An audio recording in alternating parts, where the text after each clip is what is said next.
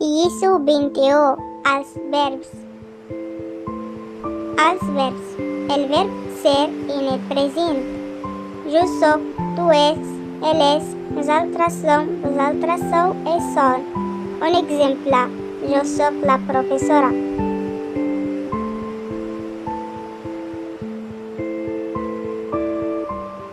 El verb dir en el present. Jo dic, tu deus, ell diu, nosaltres diem, vosaltres dieu, ells diuen. Un exemple. Nosaltres diem la nostra opinió.